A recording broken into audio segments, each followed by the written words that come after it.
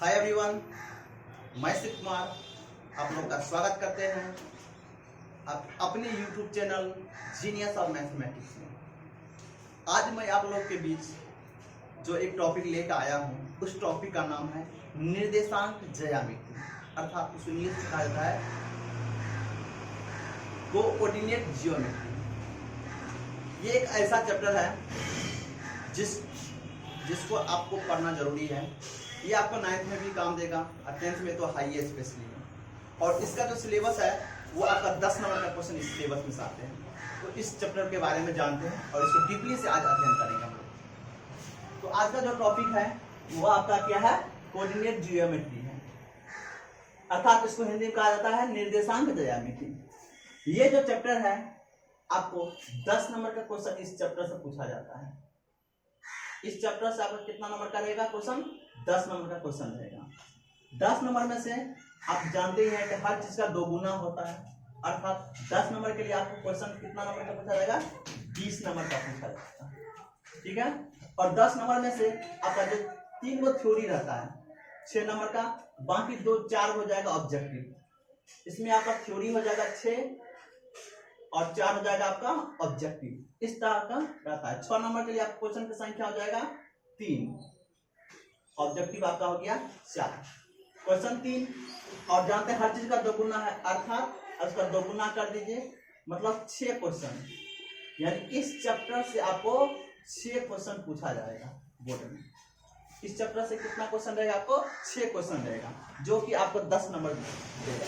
इसलिए इस चैप्टर को आप लोग अच्छे समझिए, ये चैप्टर में क्या करना है। तो इस चैप्टर का जो नाम है वो है कोऑर्डिनेट जियोमेट्री, और हिंदी में कहा जाता है निर्देशांक ज्यामिति। तो सबसे पहले हम लोग इसमें जो जानेंगे उसको जानेंगे वो अक्ष को। इसमें आप ग्राफ बनाना भी इस चैप्टर से सीख जाइएगा। ग्राफ में भी आपको काम देने वाला है।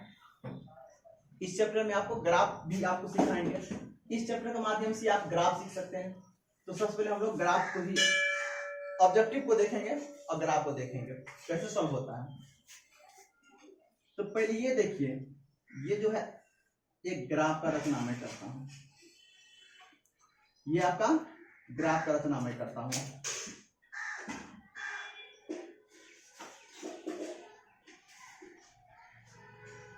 इस थ्योरी को आप समझिएगा, ठीक है।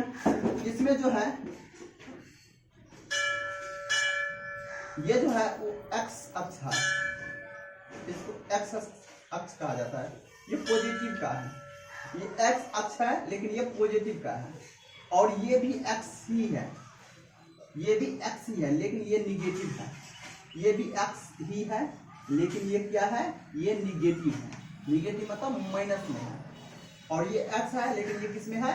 तो प्लस में है, पॉजिटिव में है। इसी प्रकार ये जो रहता है वाई अक्ष होता है। ये क्या होता है? वाई अक्ष होता है। और ये भी रहता है पॉजिटिव यानी प्लस में रहता है। और सेम इसी प्रकार नीचे में जो रहता है इसका निगेटिव में होता है और वाई अक्ष होता है। अर्थात ये साइड जो हो गया वो एक्स का हो गया और ऊपर नीचे हो गया आपका वाई का हो गया। ये एक्स का पॉजिटिव, ये एक्स का निगेटिव। ये जो लकीर है आपका ये वाई का पॉजिटिव और नीचे वाला वाई का निगेटिव है, अर्थात एक्स का पॉजिटिव। ये जो कटान बिंदु है यहाँ पे जो दोनों मिल रहा है, ये जो कटान बिंदु है इसको कहा जाता है मूल बिंदु।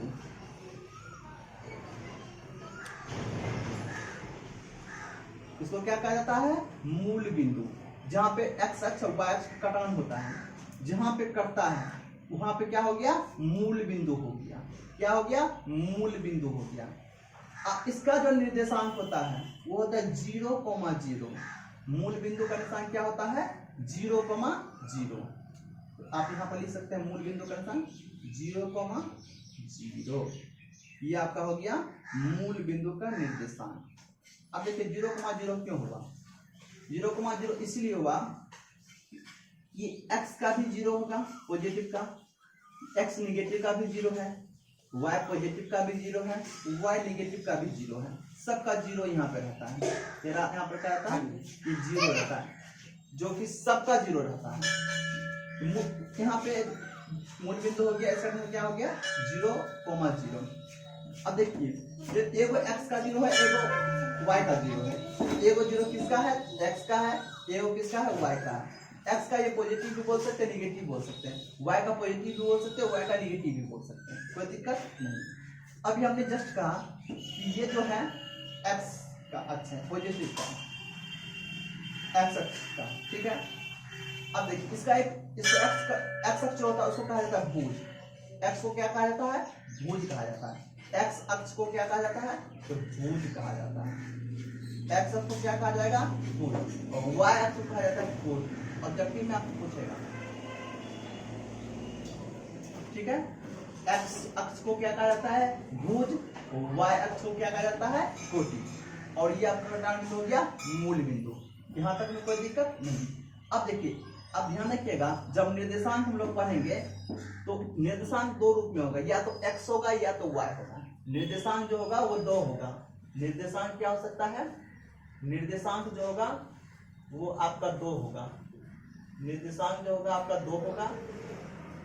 दो कौन कौन होगा?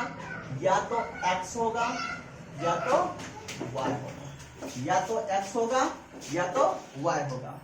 और जो पहले होगा वो x का होगा, ये दोनों होगा। लेकिन इसमें जो पहले होगा x का होगा और दूसरा जो होगा y का होगा।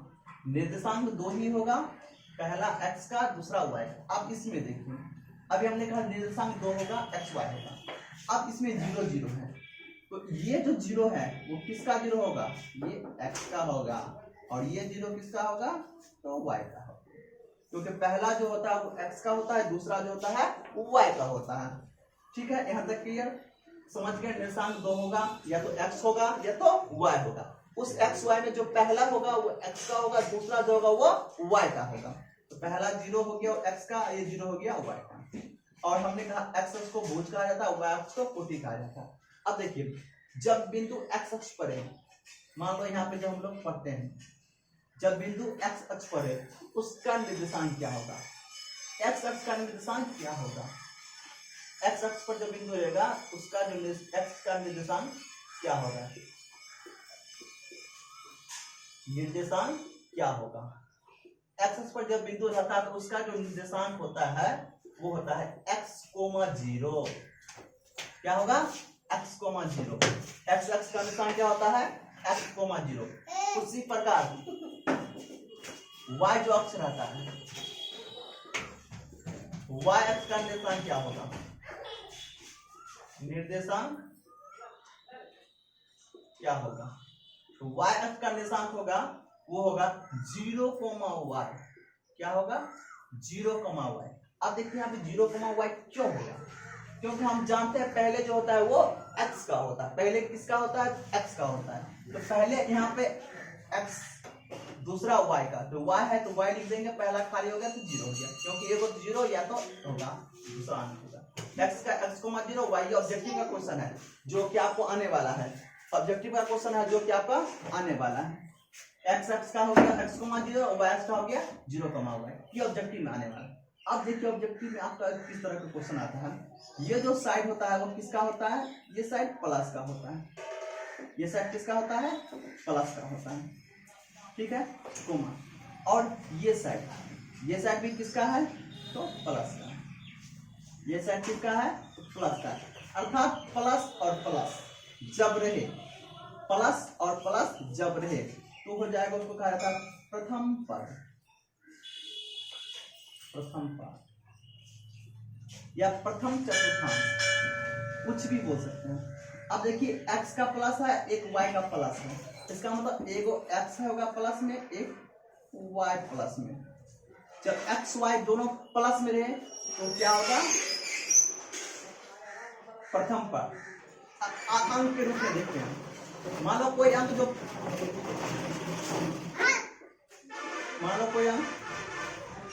ले लेते हैं, वही अंक ले लेते हैं। ये देखो 4 और 3 मैंने लिया। ये 4 3 जो है वो दोनों किस में है?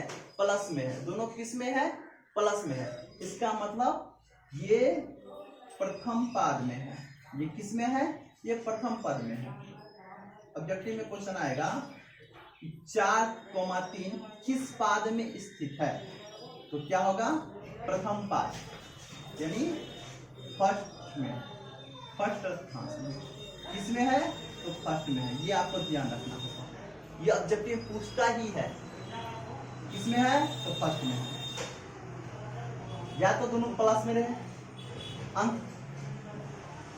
एगो अंक x का हो जाएगा, एगो अंक y का हो जाएगा। पहला अंक x का होगा, दूसरा अंक y का होगा, कोई दिक्कत नहीं होना चाहिए। तो समझ के प्रथम चतुर्थांश कैसे होता है, क्या है नहीं है, सारा चीज मैंने। अब आते हैं सेकंड पे। अब सेकंड में देखिए, पहले हमने अभी जस्ट कहा, पहले क्या होता है x का होता है। x जो है ये किस में है, ये निगेटिव में है, और इस साइड वाला प्लस, क्योंकि y जो है वो पॉजिटिव है, y जो है वो पॉजिटिव है। अर्थात x का जो वैल्यू होना चाहिए वो माइनस में, और y का जो वैल्यू होना चाहिए वो प्लस में। अर्थात माइनस x और y, x का वैल्यू जो होना चाहिए वो होना चाहिए किस रूप में, तो माइनस में, y का वैल्यू प्लस में। जैसे कि मैंने यहाँ पे लिख लेता हूँ 4, जो कि माइनस में, और 3, यानी 4 और 3 दोनों प्लस में था तो फर्स्ट हो गया। 4 में माइनस लग गया, 4 में माइनस लग गया, तो क्या होगा ये हो गया द्वितीय पाद, द्वितीय पाद अर्थात सेकंड चतुर्थांश। ये क्या हो गया सेकंड चतुर्थांश, जो कि आपका ऑब्जेक्टिव में रहता ही है, ये सेकंड चतुर्थांश हो गया। ठीक है, अब आते हैं इसमें। अब देखिए हमने एनी टाइम कहा पहले x का होता है, तो x का पहले क्या है माइनस, और ये बला लाइन ये भी किस में है माइनस। अर्थात दोनों माइनस में, जब दोनों माइनस में रहे, यानी x भी माइनस y भी माइनस, अर्थात x भी माइनस और y भी माइनस, दोनों माइनस। अर्थात हम लेंगे अंक जो है वो या तो 4 में माइनस लगे रहे या तो 3 में माइनस लगा रहे, दोनों में यदि माइनस लगा रहे तो ये होता है तृतीय पाद। ये क्या हो गया थर्ड चतुर्थांश। ठीक है, इसको लिख सकते हैं तृतीय पाद, तृतीय पाद, तृतीय पाद, तृतीय पाद, तो तीसरा पाद, तीसरा लिख सकते हैं, तीसरा पाद चतुर्थांश। ठीक है, तृतीय पाद या तीसरा पाद या तीसरा चतुर्थांश या थर्ड चतुर्थांश, कुछ भी बोल सकते हैं। अर्थात जब दोनों माइनस में लगा रहे, यानी फर्स्ट में भी माइनस लगा रहे और सेकंड में माइनस लगा रहे, तो क्या होगा आपका तृतीय पाद हो जाएगा। क्या हो गया तृतीय पाद हो जाएगा, थर्ड चतुर्थांश। अब आते हैं इस पे, इस साइड वाला। इसमें देखिए ये हमने एनी टाइम बोला क्या है, पहले x का होता है, तो पहले x का ये, अब इसमें आएंगे तो ये क्या हो गया माइनस का, यानी x का प्लस y का माइनस। अर्थात एगो अंक जो है वो प्लस में रहना चाहिए, एगो अंक माइनस में रहना चाहिए। देखिए अब ध्यान देखिए, तो क्या होगा ये फोर्थ चतुर्थांश हो जाएगा। क्या होगा फोर्थ चतुर्थांश होगा। अब फिर देखिए, जब दोनों जगह प्लस रहे, यानी कोई भी अंक हो जब दोनों जगह प्लस रहे, कोई भी अंक हो जब दोनों जगह प्लस रहे, जैसे कि 4 3, ये दोनों जगह क्या है प्लस में है, ये हो गया फर्स्ट। जब एक जगह माइनस, यानी एक जगह 4 में माइनस और 3 जो है प्लस में, हो जाएगा सेकंड। जब 4 भी माइनस और 3 भी माइनस में हो जाएगा थर्ड। जब 4 हो जब आपका प्लस में लेकिन 3 हो माइनस में, ये ऑब्जेक्टिव में पूछेगा ही आपको, फिक्स है, ये ऑब्जेक्टिव में पूछेगा ही। यही अंक है 4 3, जो दोनों प्लस में है तो फर्स्ट चतुर्थांश हो गया। यही 4 3 है लेकिन एक जगह माइनस लग गया एक्स वाला में, तो सेकंड हो गया। यही 4 3 है जब दोनों में माइनस लग गया तो थर्ड हो गया। और यही 4 3 है जब 3 में माइनस यानी वाई वाला में लग गया तो फोर्थ। ये आपका है ऑब्जेक्टिव का थ्योरी, जो आपको पूछता ही है प्रश्न में। तो अभी हमने क्या सीखा, एक बार क्या उसको कर लेते हैं। एक में आपको ये बताइए, जहां पे कटता है एक्स अक्ष वाई अक्ष, उसका टान बिंदु क्या रहता है, तो मूल बिंदु कहा जाता है। मूल बिंदु का निशान क्या होता है? तो 0,0 होता है। एक्स अक्ष को क्या कहा जाता है? तो भुज कहा जाता है। वाई अक्ष को क्या कहा जाता है? तो कोटि कहा जाता है। एक्स अक्ष का निशान क्या हो गया? x,0 हो गया। वाई अक्ष का निशान क्या हो गया? तो 0,y हो गया। निर्देशांक कितने होते हैं? तो 2 होते हैं। एक x होता है, दूसरा y होता है। जो पहले वाला होता है वो x होता है, जो दूसरे वाला होता है y होता है। जब दोनों प्लस में रहे तो फर्स्ट अक्षांश हो जाएगा। जब एक जगह माइनस एक जगह प्लस यानी x माइनस में और y प्लस में रहे तो सेकंड हो जाएगा। जब x भी माइनस में और y भी माइनस में तो थर्ड हो जाएगा। x प्लस में y माइनस में फोर्थ हो जाएगा। ये आपका ऑब्जेक्टिव का थ्योरी है और ऑब्जेक्टिव के थ्योरी से ही आप आगे क्लास देखिएगा। तो आज के लिए हम लोग सिर्फ ऑब्जेक्टिव का थ्योरी देखेंगे। इसमें ऑब्जेक्टिव का क्वेश्चन कई प्रकार का बन गया है जो कि आपको परीक्षा में पूछता ही है। हमने कई क्वेश्चन को इसमें बताया है ऑब्जेक्टिव का, इसको आप नोट कर लीजिए और ध्यान रखिएगा। आज थ्योरी बताया हूँ, अब नेक्स्ट क्लास में मैं इसको फार्मूला के साथ इसको एक्सपांशन करेंगे। तो इस अभी हम जो पढ़ रहे हैं निर्देशांक ज्यामिति, उसमें फर्स्ट चैप्टर जो होता है वो होता है बीच की दूरी का। तो बीच की दूरी का फर्स्ट चैप्टर होता है। इसमें एक फॉर्मूला हम लोग लिख लेंगे जो कि हम बताने वाले हैं। फॉर्मूला बीच की दूरी का, दो बिंदु की बीच की दूरी का।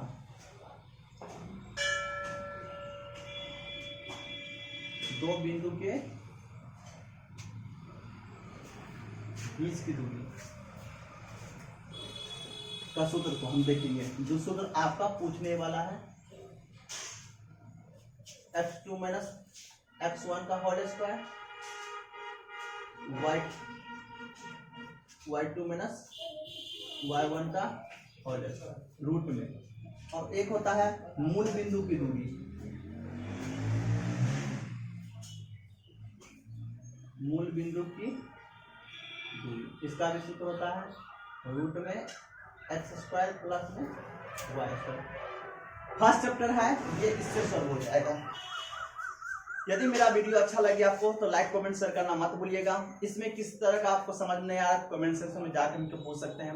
इसी प्रकार आपको नेक्स्ट वीडियो के साथ मिलेंगे हम नेक्स्ट क्लास में। तब तक के लिए good bye, have a nice day.